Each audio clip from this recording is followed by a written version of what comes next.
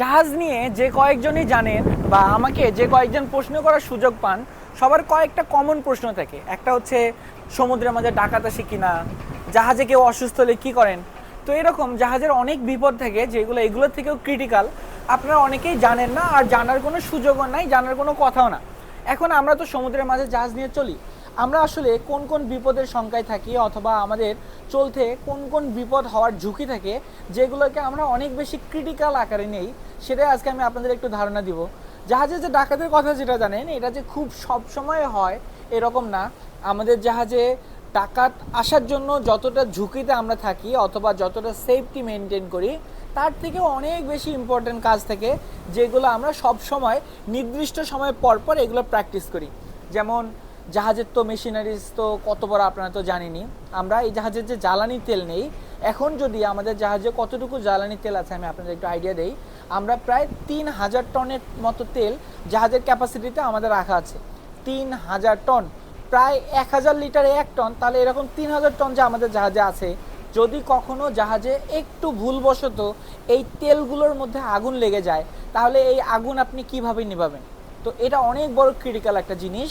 এজন্য আমাদের জাহাজে আগুন নেভানোর জন্য যেখানে আপনি যাবেন সব সময় এরকম সুরক্ষা ব্যবস্থা থাকে। ইভেন আমি এখন যেখানে কথা বলছি, এই যে জিনিসটা দেখছেন, এটার ভিতরেও কিন্তু ফায়ার হোজ রাখা আছে। আমি যদি আপনাদের একটু লাইভ দেখাই এখান থেকে, এটাকে আশা করছি এটা এখানে রাখা, দেখেন এটার ভিতরে এই যে ফায়ার হোজ রাখা। তার কারণ যদি কখনো কোথাও আগুন লাগে, আমাদের প্রত্যেকটা পয়েন্টে পয়েন্টে, আমি যদি একটু দূরে আপনাদের দেখিয়ে দেই, ওই যে দেখেন একটা লাল অংশ দেখতে পাচ্ছেন, এই যে এম লেখা জিনিসটার ঠিক নিচে, এই যে এখানে মাঝের যে লালটা দেখছেন, ওটা সেম এই জিনিসটাই ওইখানে আরেকটা আছে। এটার রেঞ্জ এখান থেকে ওই পর্যন্ত যাবে, ঠিক ওইখান থেকে ওটার রেঞ্জ আরও কিছু দূর যাবে। তো ওইখান থেকে যেখানে শেষ সেখান থেকে আবারও কিছু দূর দূরে এই জিনিসটা থাকবে। এটা একটা কথা, এটা একটা বিপদ হতে পারে, জাহাজে আগুন লাগতে পারে। এখন জাহাজে আগুন যেন না লাগে সেজন্য দেখেন এখানে এরকম কিছু নো স্মোকিং ব্যানার লিখে রেখেছে। তখন এই জায়গায় আশেপাশে তেলের ট্যাঙ্ক থাকতে পারে, এখানে দাহ্য জিনিসপত্র থাকতে পারে। তো এই জন্য এটাকে আমরা খুব বেশি কেয়ারফুল হিসেবে থাকি, তা আমাদের থাকতে হয়। আর আমরা নির্দিষ্ট সময় পর পর জাহাজে আগুন লাগলে কার কি কি ব্যবস্থা নিতে হবে, কি কি বিপদ হতে পারে বা কার কোন কোন অ্যাকশন, সেটা আমরা কিছুদিন পর পর প্র্যাকটিস করি।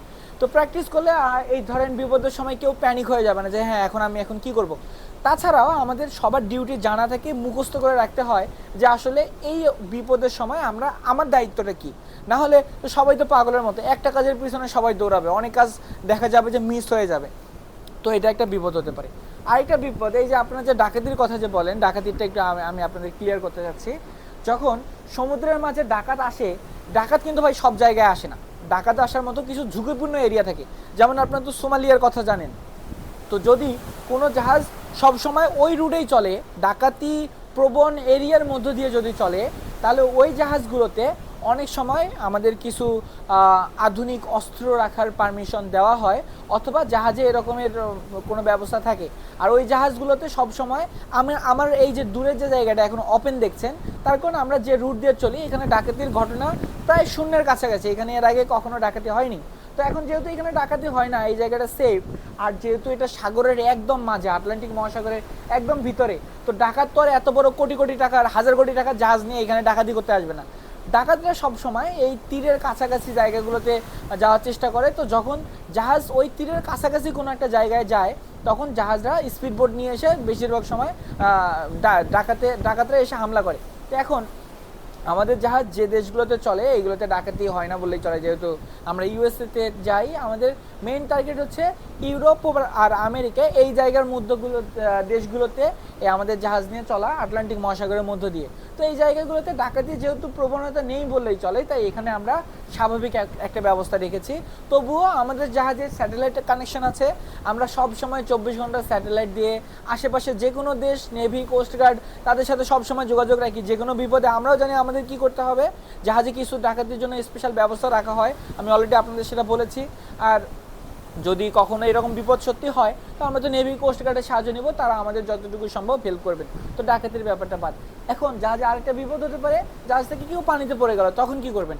এখন দেখেন এটার জন্য এখানে ব্যবস্থা রাখা আছে। এই যে জিনিসটা দেখছেন এটা লাইফ বয়, যদি কেউ এখান থেকে পড়ে যায় আমরা এটাকে ছুঁড়ে দিব, সে সেটাকে ধরে ফেলবে, ধরে ফেলার পর সে এখানে ভেসে থাকবে, আমরা জাহাজের ইঞ্জিন বন্ধ করে দিব। আরও কিছু প্রসিজার আছে, আমি আপনাদের অলরেডি বলেছি, এক ভিডিওতে ডিটেলসে বলতে গেলে অনেক বড় ভিডিও হয়ে যাবে। তো মেইন জিনিস দেখেন এই জিনিসটা এটার সাথে আছে, যেটা দিয়ে আমরা কাউকে উদ্ধার করতে পারবো। তারপর জাহাজে এমন সমস্যা হতে পারে যে আমাদের জাহাজ তো ডানে যাবে নাকি বামে যাবে, এই জিনিসটা তো আমরা কন্ট্রোল করি কোনো একটা ইকুইপমেন্ট দিয়ে, যেটাকে আমরা আমাদের জাহাজের স্টিয়ারিং গিয়ার বলি।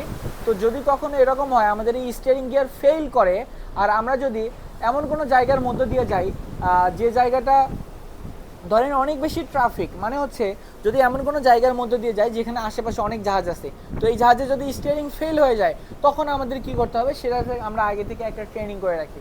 সমুদ্রের মাঝে যদি কেউ অসুস্থ হয়ে যায় তার জন্য আমাদের জাহাজে হসপিটাল থাকে, আর হসপিটালের জন্য একজন ডেজিগনেটেড ডাক্তার থাকে, যাকে আমরা জাহাজের ভাষায় নর্মালি সেকেন্ড অফিসার বলি। তো তিনি এই জাহাজের যে নর্মাল ঘটনা যেগুলো থাকে এগুলো সম্পর্কে আগে থেকেই জানেন, বা যে বিপদগুলো হয় সেগুলো খুবই কমন, তার কারণ জাহাজে মোটামুটি সকলেই ফিজিক্যালি ফিট। এই যে কাশি, যক্ষা বা বড় বড় অসুখ এসব হওয়ার চান্স কম, তার কারণ প্রতিবার জাহাজে জয়েনিংয়ের আগে আমাদের স্বাস্থ্য পরীক্ষা খুব ভালোভাবে করতে হয়।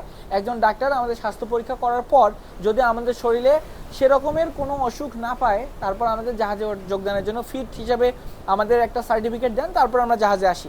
তো এখানে আশেপাশে আনুষঙ্গিক কোনো অসুখ হওয়ার চান্স এজন্য খুবই কম থাকে। তবুও তো কেউ তো অসুস্থ হতেই পারে, সব কিছু যেহেতু আল্লাহর হাতে। তো যখন কেউ অসুস্থ হবে তখন তো তাকে জাহাজ থেকে নামিয়ে দেওয়া হবে তার বেটার ট্রিটমেন্টের জন্য, তার পরিবর্তিতে আরও একজন জাহাজে আসবে। তো জাহাজের যে অসুস্থতা না থাকলেও যে বিপদ হয় না এটা না, ধরেন জাহাজের প্রত্যেকটা কাজের সাথে অনেক বেশি রিস্ক থাকে।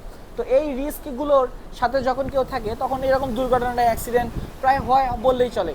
তো এই যে বিপদগুলো হয় সেগুলো খুবই কমন, সেগুলোর জন্য জাহাজে হসপিটাল থেকে সেই অনুযায়ী ওষুধ রাখা থাকে, বেসিক ট্রিটমেন্টের ব্যবস্থা থাকে।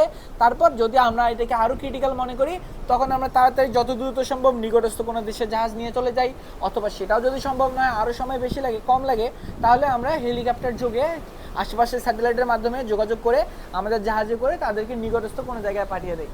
তো এরকমের আরও অনেক বিপদ থাকে ভাই, যেগুলো চলতে পথে আমাদেরকে হিসাব করে চলতে হয়। তো আশা করছি আমি একটু আপনাদের এগুলো নিয়ে বেসিক ধারণাটা দিতে পেরেছি। তবু আপনারা যদি স্পেসিফিক কোনো বিষয় নিয়ে জানতে চান ভিডিওর কমেন্টে আমাকে জানিয়ে দিবেন। যদিও আমার সবসময় এই কমেন্টসগুলো রিপ্লাই করা সম্ভব হয় না, আমি চেষ্টা করব যতটুকু সম্ভব আপনাদের রিপ্লাই করা। তো সবাই অনেক বেশি ভালো থাকবেন। এতক্ষণ সাথে ছিলাম আমি হৃদয়।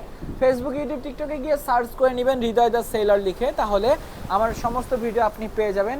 ধন্যবাদ আবারও, আসসালামু আলাইকুম।